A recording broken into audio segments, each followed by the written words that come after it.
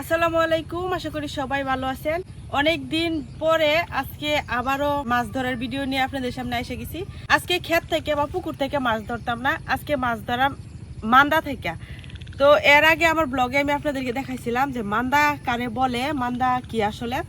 তো আমাদের এখানে আমি একটা নতুন মান্দা দিছি। অনেক আগে আমরা এখানে অনেক মান্দা ছিল, কিন্তু আস্তে আস্তে মান্দার পরিচর্যা করা হয় না, মান্দা সব বন্ধ হয়ে গেছে। পরে এইবার আমি আজ থেকে আরো 15-20 দিন আগে একটা মান্দা দিছিলাম ক্ষেতের কোনায়। তো আজকে এই মান্দাটা সেচে মাছ ধরবাম। তো দেখাই আপনাদেরকে মান্দা আসলে কি। এই যে ক্ষেতের কোনার মধ্যে, মানে যেই ক্ষেতে পানি থাকে আর কি, ওই ক্ষেতের কোনায় এরকম গোল করে একটু ছোট পুকুরের মতো গর্ত করা হয়। আর এটার মধ্যে এরকম গাছপালা পাতা লাতা দিয়ে রাখা হয়, যাতে এইখানে যখন রোদ উঠে তখন মাছগুলা এই বেশি পানির মধ্যে আয়া রেস্ট করে। আর ওই সময় এখানে মাছগুলা জমতে থাকে। আর যখন ক্ষেত খোলা একদম শুকায়া যায়, ওই সময়ও এইখানে যেহেতু পানি থাকে, এনে মাছগুলা থাকে। তো কালকে প্রচুর রোদ উঠছিল সকাল থেকে। এই রোদে দেখলাম সবাই মান্দা টান্দা সেচ চালছে। তো আমি কালকে সেচতে পারি নাই, আজকে অপেক্ষা করছিলাম যে আজকে সেচবাম। তো এখনো বৃষ্টি নামে নাই, এই কারণে আজকে মান্দাটা সেচি, দেখি কয়টা মাছ পাই। আর একটু পর যদি বৃষ্টি নেমে যায় তাহলে তো আর সেচা যাইতো না, পানি দিয়ে বইরা দেবো। তো চলেন মান্দা সেচি, আগে দেখি কতগুলা মাছ পাই।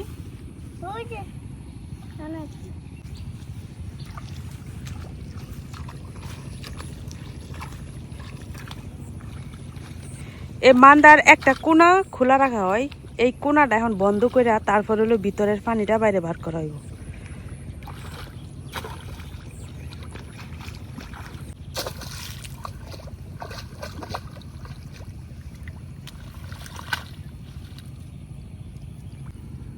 কাল সারাদিন অনেক রোদ আসছেন, আমরা একটা মান্দা হিচ্ছি, এক বালতি মাছ চাইছি। চিরগা, গুত্তু, কইয়ের ফোনা, লাডি, আবার মাগুর।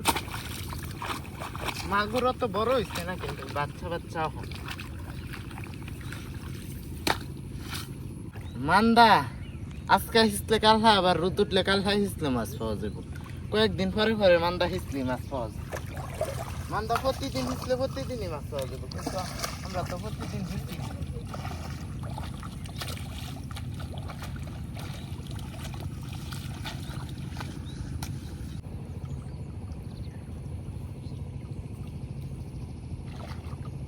চালটা মনে কালা ছিড়ছে। ওই যে মান্দা হিসছি, মান্দা আগ কাটতেছি। একটু একটু বৃষ্টি পড়তেছে।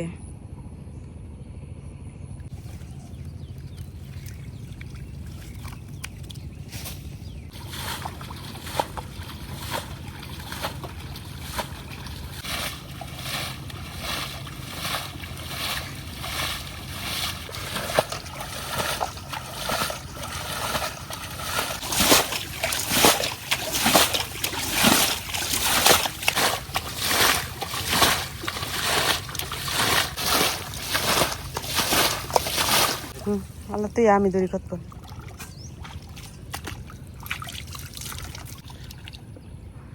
তাল পাতায় না দেন যেত।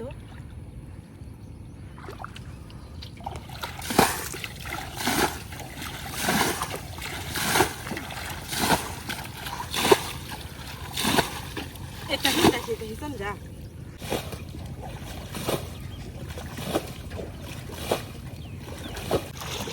একটা গেছি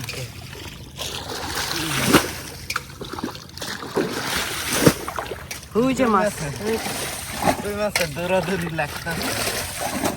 এই যে মাছ।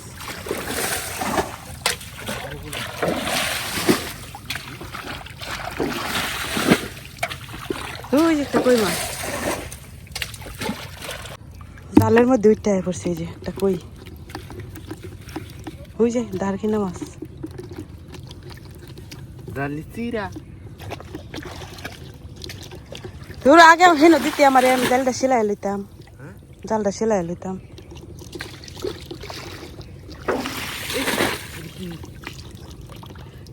ব্যাং নাম আছে।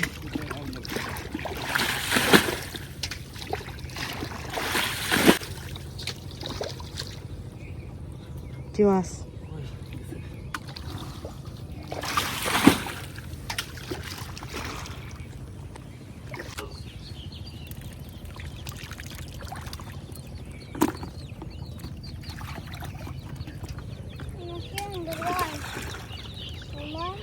হয় পানিটা শেষ হইলো।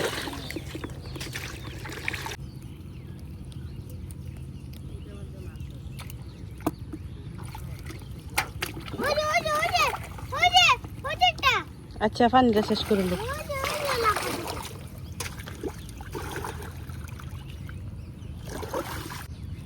দাঁড়ি না মাছ আমার ধরছে একটা, আমার হাতে ওই জায়গায় দাঁড়ি না।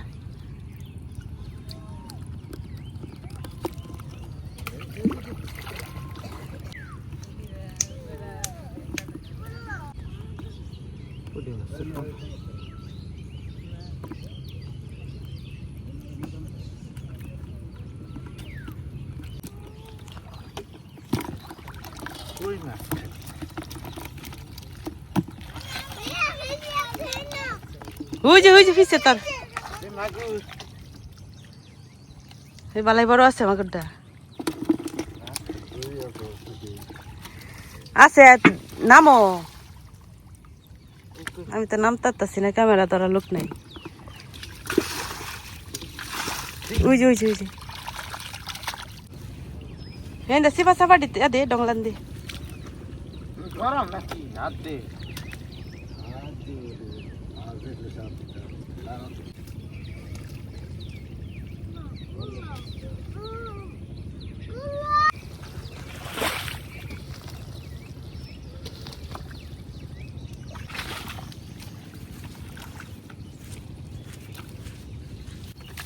কইদা পানি আইতেছে বালাই অনেক টেস্ট।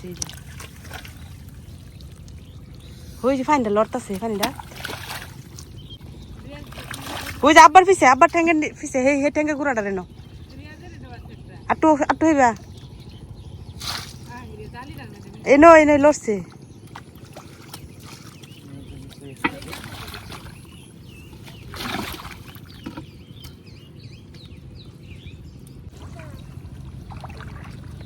ফাইনটা বাড়ি দে উপরে দিকে। ওই যে কই কই রোজ লাগতেছে যে ভাই।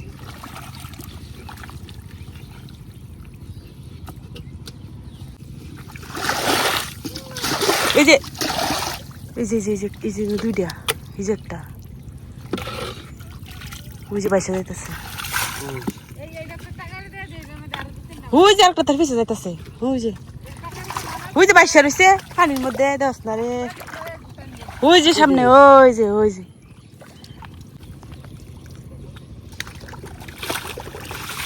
ওই যে একটা আব্বার সামনে। এই যে দেখ কোন এই যে মুরটা আমার পিছায় লগে, এই যে আঙ্গুলে সোজা। হ্যাঁ চোখ কেউ দেখে না রে। পানি আয়া বইরা যেতে।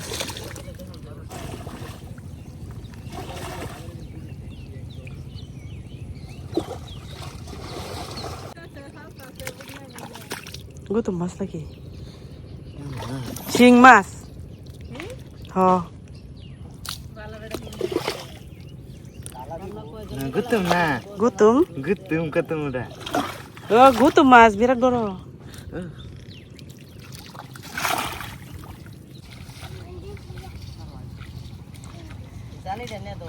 ডাল দেখি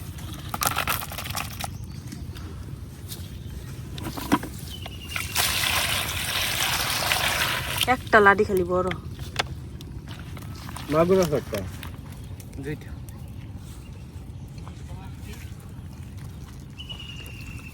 কই মাছ বেশি?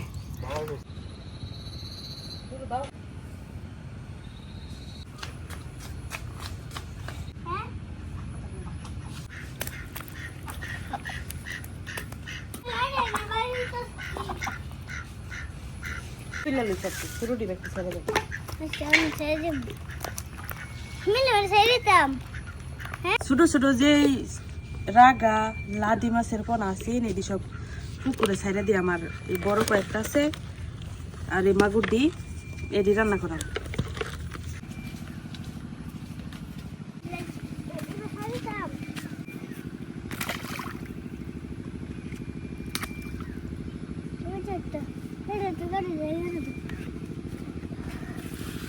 সব পালানি শেষ, এখন মামা দেখি খাইতে শেষ করছে নাকি এখন দি মরছি কি বলছো কি মারছে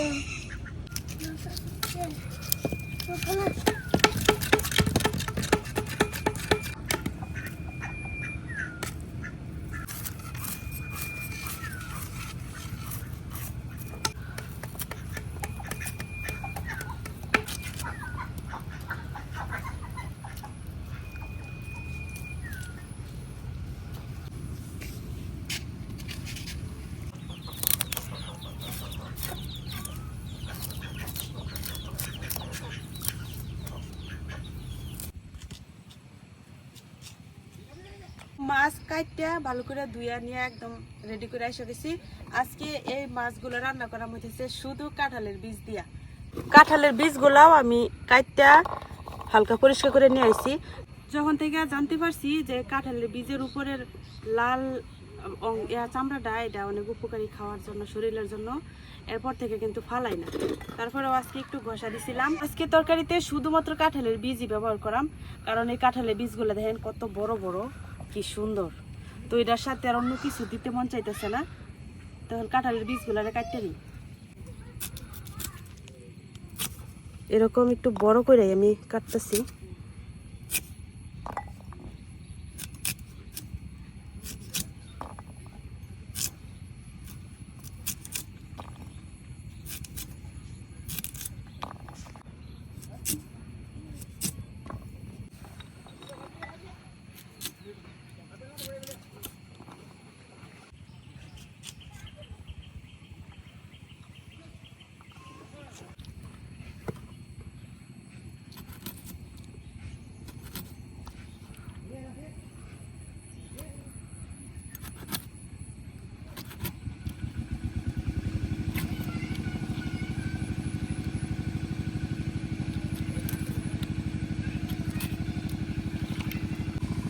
এদিকে আমি মাছ মাইরা রান্না বসাইছি মাত্র, আর আরেক দিকে ওই যে আমাদের যে পচা পুকুরটা আছে ওইটাতে মাছ মারা হইতেছে, মেশিন লাগানো হয়েছে আর কি। তো আপনারা শব্দ শুনতেছেন। তো তরকারিটা বসাইয়াম আর এত শব্দ, অনেকক্ষণ যাবতই মেশিন বসাইছি, পানি শেষ হইতে হইতে দেরি হইতেছে। কাঁঠালের বীজগুলারে আমি একটু লবণ আর হলুদ পানির মধ্যে দিয়া কিছুক্ষণ ভাপ দিয়া নিয়াম কাঁঠালের বীজগুলারে।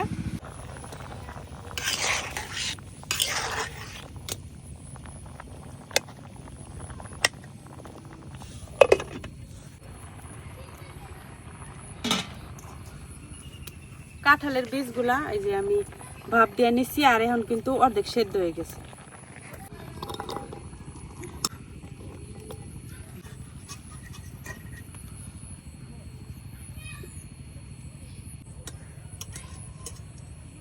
এখন কড়াই দিয়ে দিতেছি তেল। এখন মাছের মধ্যে একটু দিয়ে দিতেছি হলুদ গুঁড়া আর একটু লবণ।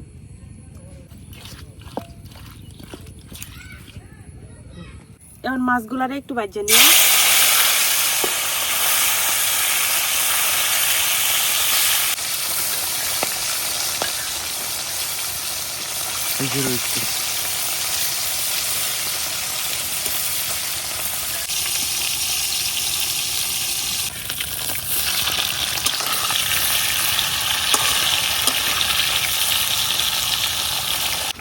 মাছগুলা ভাজা হয়ে গেছে, এখন উঠাই নিতেছি।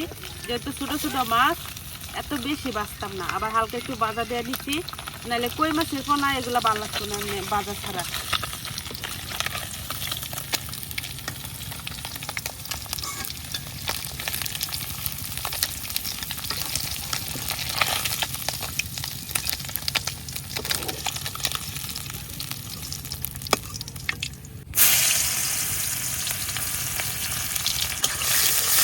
পেঁয়াজটা একটু ভাজে নিলাম।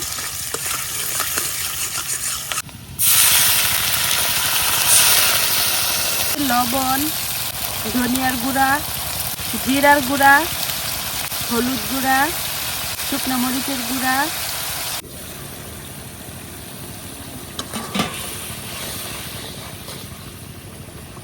মশলার সাথে এখন কাঁঠালের বীজগুলাও দিয়ে দিতেছি। এখন আবারও একটু কষাই নিলাম।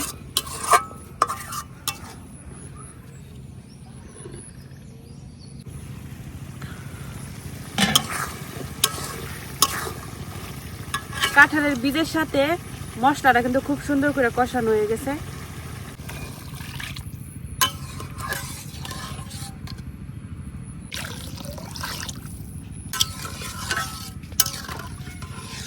আমার ঝোল দেওয়া হয়ে গেছে, এখন আমি ঝোলটা ফুটতে ওঠা পর্যন্ত অপেক্ষা করাম।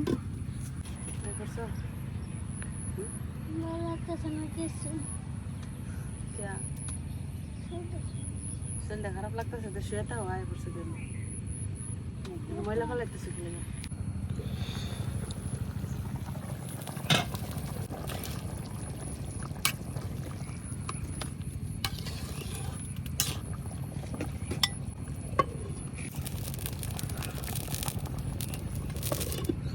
কাঁঠালের বীজ এইভাবে রান্না করলে কিন্তু অনেক ভালো লাগে। তো কাঁঠালের বীজগুলো কিন্তু খুব সুন্দর, যে একদম সেদ্ধ হয়ে গেছে। এইভাবে শুধু কাঁঠালের বীজ দেওয়া তরকারিও আমার কাছে অনেক ভালো লাগে আর কি। তো এই কারণে আজকে আর অন্য কোনো সবজি দিলাম না, শুধু কাঁঠালের বীজ দিয়ে রান্না করলাম, কারণ কাঁঠালের বীজ আমার অনেক বেশি পছন্দ।